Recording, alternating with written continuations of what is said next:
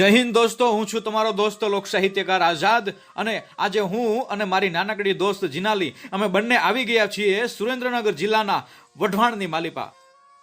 પણ પ્રોઢ સિંધો પરે ઝૂકતી પશ્ચિમે મધ્યમાં એશિયાની અટારી એ હિન્દ દેવી તણી કમર પર ચમકતી દ્રઢકસી તીક્ષ્ણ જાણે કટારી આ પહાડ ઉન્નત મુખે કીર્તિ ઉચ્ચારતા યન ગર્જતી જલનિધિ ગાન સરણી પણ ભારતી ભૌમની વંદુ તને યા વડી તને ધન્ય હો ધન્ય યમારી સૌરાષ્ટ્ર ધરણી.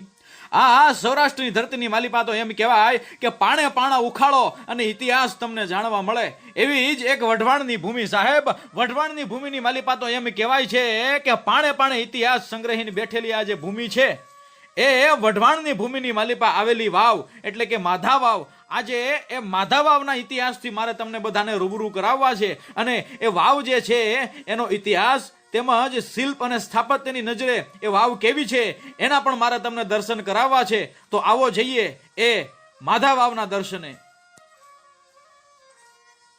હવે હું આ વાવના તો તમને દર્શન કરાવીશ, પરંતુ સાથે સાથે આ વાવ સાથે જોડાયેલી જે એક વાત છે જેને અમર બલિદાનની એક વાત કહી શકાય સાહેબ. જે બલિદાન આપ્યું છે એ બલિદાનની પણ હું તમને વાત કરીશ, જે જાણ્યા પછી તમને પણ આપણા ઇતિહાસ વિશે જાણી અને ખૂબ જ આનંદ થશે. પણ કહેવાય છે ને સાહેબ કે પડશે પંડ શરીર અને જગતમાં પ્રસિદ્ધિના ગઢ પડશે નહીં, પણ વાતું રહેશે વીરની જગમાં ભલા તણિયું ભાણના. જગતના ચોકની માલિપા આપણી પાસે સંપત્તિ હોય એ કદાચ જતી રહે, પરંતુ જીવતરની માલિપા જે સારા કામ કર્યા હોય, જે કીર્તિ મેળવી હોય ને એ કોઈની તાકાત નથી કે લઈ શકે અથવા આપણી કીર્તિને કોઈ મિટાવી શકે. હા, આ વાવની સાથે જોડાયેલી એક અમર કથાની વાત છે.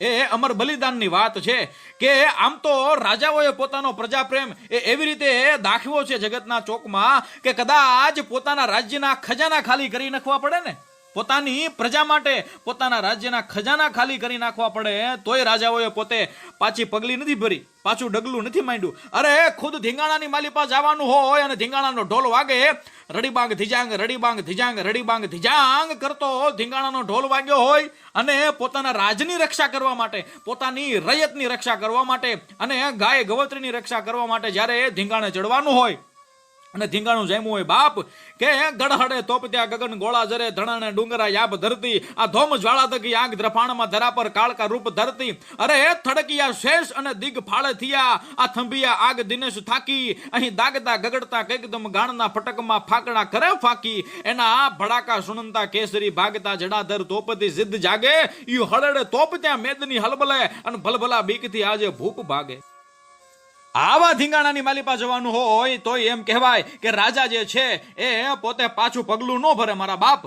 અરે માથા દેવાના હોય કે માથા લેવાના હોય એના માટે કોઈ મોટી વાત ન હોય, પરંતુ આ વઢવાણની માધા વાવ સાથે જોડાયેલો જે ઇતિહાસ જે છે એ એક કંઈક અલગ પ્રકારની, કંઈક નોખા પ્રકારની એક બલિદાનની વાત લઈ અને પોતાના પેટાળની માલિપા સંગ્રહીને બેઠો છે.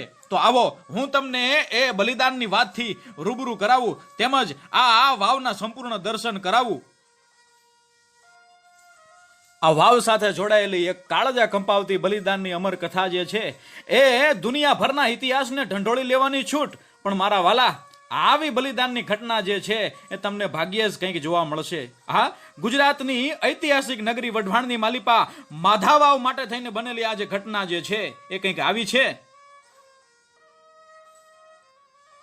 વઢવાણના રાજમંત્રી એવા માધવ દ્વારા વિક્રમ સંવત 1225ની ફાગણ સુદ છઠ્ઠના દિવસે એક ભવ્ય વાવનું નિર્માણ કાર્ય કરવામાં આવ્યું અને જોત જોતામાં થોડા જ દિવસોમાં ભવ્યાતિ ભવ્ય અતિ ભવ્ય એવી વાવનું નિર્માણ કાર્ય જે છે તે પૂરું થયું. પરંતુ દુર્ભાગ્યવશ 12 વર્ષના વાણા વીતી ગયા પણ વાવની માલિપા કોઈ પણ દિવસ પાણી ના આવ્યું અને પાણીના અભાવને કારણે પશુ પંખી જે છે એ મરવા માંડ્યા. માનવી જે છે એ હિજરત કરી અને દૂર દૂર જવા લાગ્યા અને એમ કહેવાય કે દુષ્કાળની પરિસ્થિતિ બની. માણસોને પાણી પીવા માટે મળતું નથી, ઢોર ઢાખર જે છે એ ભૂખાને તરસ્યા મીંડા મરવા અને એવા જ સમયે કીડા મકોડાની જેમ માણસો પણ મીંડા મરવા અને દુષ્કાળ પીડ્યો ભાઈ. પણ કેવો દુષ્કાળ કે ગાયે મકોડા ભરખ્યા અને સ્ત્રીએ ભરખ્યા બાળ, આ વળવેલો લાખા ફૂલના તારા દેહમાં પીળો દકાળ. અરે સજ્જન ખેરું ખેરું થયા, એક વાડજો વાચ, કો હોરઠ, કો માળુએ અને કો મરધર કો કચ્છ. આ મવાડા મરધર તણા એ તો ગુર્જર ખંડ ગયા, પછી છોરું ને ઢોરું છંડિયા, જેથી પાંતરીહા પડ્યા. પણ સાહેબ એ દુષ્કાળ હતો કેવો કે મેલ પીડ્યો છો પણ નોતરો હુકમ મહારાજનો, જમાનો આજનો દુષ્ટ વારો ગને ભરેલો દાજનો, ધણીત્રી લોકને એહવું ધારવા મોકલો ઘોરી જગતને મારવા. કે કાળજી દેશના ઘેર ઉજળ કર્યો, પ્રથમના ભાગમાં ન્યાથી પરવીડો, ધડી ધોડી અને રેટ વિશે કર્યો, પ્રાચીય ફોજળી હાથ આટા ફેર્યો. અરે ઓખો બરડો એને ચડાવ્યો, ઉર્મા ન્યાથી ગયો, હાલારને મંડી ગયો ગોંડલે બુંબારા પાડવા, જુનાણા ન્યાથી હલાવ્યા ઝાડવા, ન્યા રહ્યો નહીં બળદિયો કોઈને નાડવા, ન્યાથી મંડી ગયો કચ્છમાં ત્રાડવા. પછી ગજવી ભુજને માર વાડે ગયો, થાનકે થાનકે ઘણો હરાડો થયો. એ તો લોટો જોટો કરી અને માલ સિંધનો લ્યો, પછી એને કરાચી જઈ અને મુકામ જબરો ગયો. ત્યાં બંદરના વાણને મંડી ગયો બોળવા, ઢંઢોળી મેદની મીંડો ધમ રોળવા, વાગડના લોકને રીયુને રોળવા, અરે વણિકને રૂની ત્રાજવે ત્રોળવા.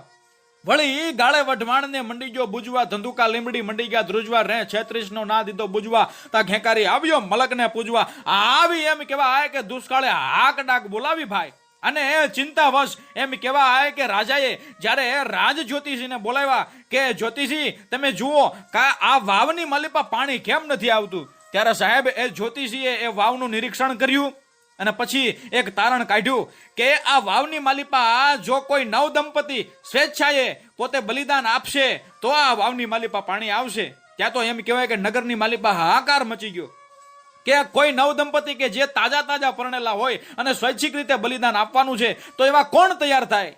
પણ સાહેબ કહેવાય છે કે ગામની માલિપાથી વઢવાણ નગરની માલિપાથી કોઈ નવ દંપતી જે છે એ સ્વેચ્છાએ બલિદાન આપવા તૈયાર થયું નહીં.